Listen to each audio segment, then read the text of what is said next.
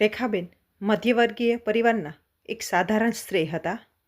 પતિના અવસાન પછી તેમણે પારકા કામ કરીને, મહેનત મજૂરી કરીને પોતાના એકના એક દીકરા સાગરને ભણાવી ગણાવીને મોટો કર્યો હતો. આજે સાગર એક મોટી કંપનીમાં સારા હોદ્દા પર હતો. ઘરમાં સાગરના લગ્નની વાતો ચાલી રહી હતી. રેખાબેન હરખમાં હતા. તેમના ઘરે દીકરાના લગ્ન માટે આવેલા સગા સંબંધીઓ સાથે તેઓ બેસીને આનંદની વાતો કરી રહ્યા હતા.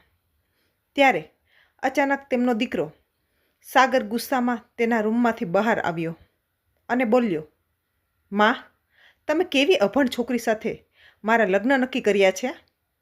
આખા રૂમમાં સન્નાટો છવાઈ ગયો. સગા સંબંધીઓ એકબીજાના મોઢા જોવા લાગ્યા. રેખાબેન ધીમેથી બોલ્યા, "બેટા, એ છોકરી ખૂબ ગુણવાન છે, સંસ્કારી છે, આપણા ઘરને સાચવી લેશે." પણ સાગર માનવા તૈયાર નહોતો.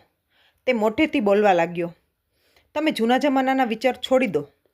મારે એવી પત્ની જોઈએ જે મારી સાથે મારી ઓફિસ પાર્ટીમાં આવી શકે, અંગ્રેજી બોલી શકે.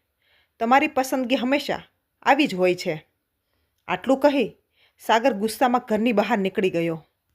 સગા સંબંધીઓ પણ થોડી વારમાં ચાલ્યા ગયા. રેખાબેન હવે એકલા પડ્યા. તેમની આંખોમાં આંસુ હતા.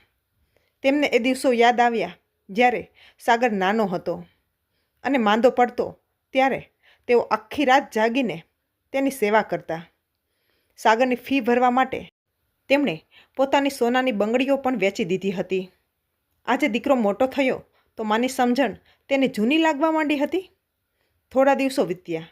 સાગરે પોતાની પસંદગીની એક દેખાવડી અને ભણેલી છોકરી સાથે લગ્ન કરી લીધા હતા. શરૂઆતમાં બધું સારું ચાલ્યું, પણ ધીમે ધીમે સાગરને સમજાયું કે જીવન માત્ર બહારના દેખાવથી નથી ચાલતું. તેની પત્નીને ઘરના કામમાં કે રેખાબેનની સેવા કરવામાં કોઈ રસ નહોતો. ઘરમાં રોજ ઝઘડા થવા લાગ્યા. એક દિવસ સાગર ઓફિસથી થાકીને ઘરે આવ્યો.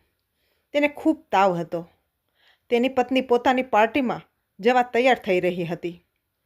તેણે સાગરને કહ્યું, "તું દવા લઈ લેજે, મારે મોડું થાય છે." સાગર એકલો રૂમમાં સૂતો હતો. ત્યારે અચાનક કોઈનો ઠંડો હાથ તેના કપાળ પર મુકાયો. તેણે આંખો ખોલી તો જોયું કે રેખાબેન હાથમાં પાણીની પટ્ટીઓ લઈને બેઠા હતા. તેમના ચહેરા પર એ જ મમતા અને ચિંતા હતી જે સાગરના બાળપણમાં હતી. રેખાબેન આખી રાત જાગીને દીકરાની સેવા કરી.